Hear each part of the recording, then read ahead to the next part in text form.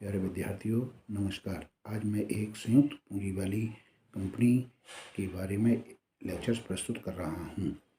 संयुक्त पूंजी वाली कंपनी लाभ के लिए बनाई गई एक ऐच्छिक संस्था होती है, जिसकी पूंजी हस्तांतरित अंशों में विभाजित होती है, अर्थात इसके अंशों को साधारणतः खरीदा और बेचा जा सकता है। इसके सदस्यों की संख्या सीमित होती है तथा इस कंपनी की एक सार मुद्रा होती है, जो कंपनी के किसी भी प्रपत्र पर लगने के उपरांत एक वैधानिक रूप से कार्य करता है। कोई भी व्यक्ति कंपनी के ऊपर तथा कंपनी किसी भी व्यक्ति के ऊपर दावा प्रस्तुत कर सकती है। संयुक्त पूंजी वाली कंपनी के संबंध में विभिन्न विद्वानों ने अपनी अपनी निम्न परिभाषाएं दी हैं, जिसमें प्रोफेसर किम्बाल एवं किम्बाल के अनुसार निगम प्रगति के से ही एक कृत्रिम व्यक्ति है, जिसे किसी विशिष्ट उद्देश्य के लिए कानूनी अधिनियम के द्वारा बनाया जाता है और अधिकृत किया जाता है। प्रोफेसर हैने के अनुसार कंपनी विधान द्वारा निर्मित एक कृत्रिम व्यक्ति है, जिसका उसके सदस्यों से पृथक स्थायी अस्तित्व होता है और जिसके पास एक सार मुद्रा होती है तथा वह अपने सभी पक्षों पर और अन्य पक्ष उस कंपनी पर बात प्रस्तुत कर सकते हैं।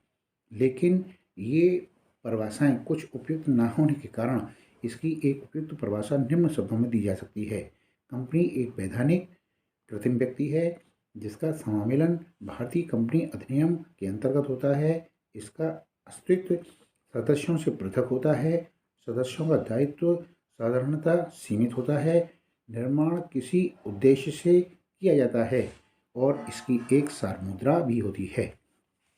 संयुक्त पूंजी वाली कंपनी के विभिन्न विशेषताएं पाई जाती हैं, जैसे नंबर 1, स्थायी अस्तित्व का होना। कंपनी का अस्तित्व स्थायी होता है, अतः किसी कर्मचारी के मर जाने अथवा व्यक्तिगत रूप से दिवालिया हो जाने या कंपनी से पृथक होने का कंपनी के अस्तित्व पर कोई प्रभाव नहीं होता।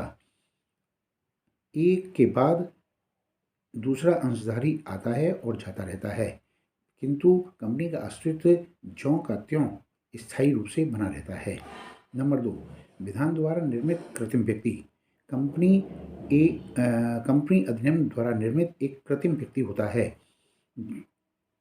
जिसकी एक सार मुद्रा होती है और वह कंपनी के प्रपत्रों पर लगने के उपरांत वह संपूर्ण रूप से वैधानिक उत्तरदायित्व माना जाता है।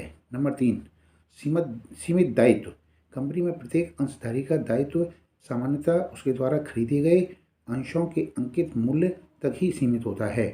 हानि हो जाने की दशा में कंपनी के ऋणदाता अंशधारियों की निजी संपत्ति पर किसी प्रकार का हस्तक्षेप नहीं कर सकते। नंबर 4, प्रतिनिधि व्यवस्था। चूँकि कंपनी के सदस्यों की संख्या अधिक होती है, अतः यह संभव नहीं होता कि प्रत्येक सदस्य कंपनियों के संचालन में भाग ले सके। अतः कंपनी में प्रतिनिधि शासन पद्धति होती है। इस प्रकार कंपनी का प्रबंध अंशधारियों द्वारा चुने गए प्रतिनिधि संचालकों द्वारा किया जाता है। नंबर 5, सदस्यों की संख्या। एक सार्वजनिक कंपनी में सदस्यों की संख्या अधिकतम पर कोई प्रतिबंध नहीं है, अतः इसके सदस्यों की अधिकतम संख्या इसके द्वारा निर्गमित अंशों की संख्या तक हो सकती है और एक सार्वजनिक कंपनी में सदस्यों की संख्या न्यूनतम 7 होती है और इसके विपरीत एक निजी कंपनी में सदस्यों की संख्या न्यूनतम 2 और अधिकतम 200 तक हो सकती है। नेक्स्ट, संपत्ति पर स्वामित्व।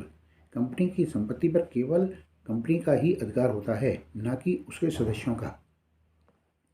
नेक्स्ट, सार मुद्रा। संयुक्त पूंजी वाली कंपनी की एक सार मुद्रा कंपनी की सामूहिक अस्तित्व का प्रतीक है।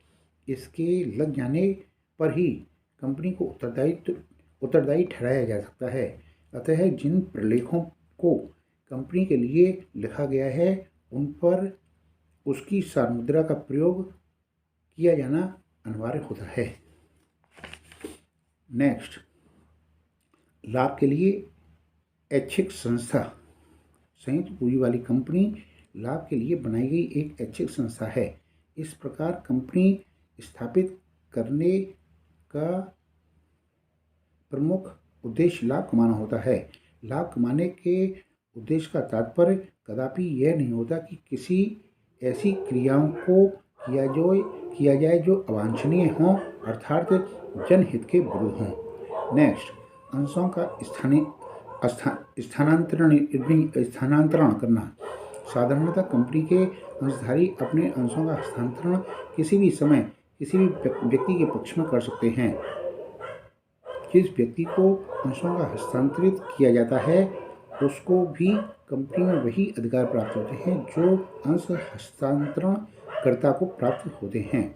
निजी कंपनी और सार्वजनिक कंपनी में अंतर। नंबर 1, सदस्यों की संख्या। निजी कंपनी में सदस्यों की संख्या कम से कम 2 और अधिकतम 200 होती है। सार्वजनिक कंपनी में सदस्यों की संख्या कम से कम 7 और अधिक से अधिक निर्गमित अंशों के बराबर होती है। नंबर 2, अंशों। निजी कंपनी में अंशों और ऋण पत्रों के विक्रय के लिए जनता को आमंत्रित नहीं किया जा सकता, जबकि सार्वजनिक कंपनी में ऐसा कोई प्रतिबंध नहीं होता है। नंबर 3, निजी कंपनी में अपने समामेलन के उपरांत तुरंत अंशों का आवंटन किया जा सकता है। इसके विपरीत सार्वजनिक कंपनी में अंशों का आवंटन उस समय तक नहीं किया जा सकता जब तक न्यूनतम अभिदान राशि प्राप्त न हो जाए। नेक्स्ट, निजी कंपनी अपना व्यापार समामेलन के तुरंत पश्चात प्रारंभ कर सकती है, जबकि सार्वजनिक कंपनी अपना व्यापार उस समय तक प्रारंभ नहीं कर सकती जब तक व्यापार प्रारंभ करने का प्रमाण पत्र न मिल जाए।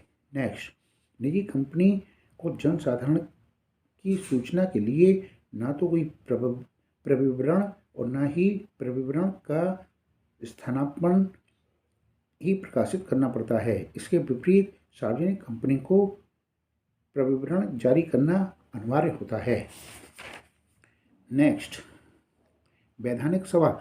निजी कंपनी के लिए वैधानिक सभा बुलाना तथा रजिस्ट्रार के पास वैधानिक रिपोर्ट फाइल करना अनिवार्य नहीं है, जबकि सार्वजनिक कंपनी में वैधानिक सभा बुलाना और रजिस्ट्रार के पास वैधानिक रिपोर्ट भेजना अनिवार्य होता है। नेक्स्ट, अंश हस्तांतरण करना। निजी कंपनी के अंतर्नियमों के द्वारा अंशों को हस्तांतरण पर प्रतिबंध रहता है, जबकि सार्वजनिक कंपनी में अंशों के हस्तांतरण पर कोई प्रतिबंध नहीं रहता, अर्थात अंशों का हस्तांतरण पार्षद अधिनियमों के अंतर्गत स्वतंत्रता पूर्वक किया जा सकता है।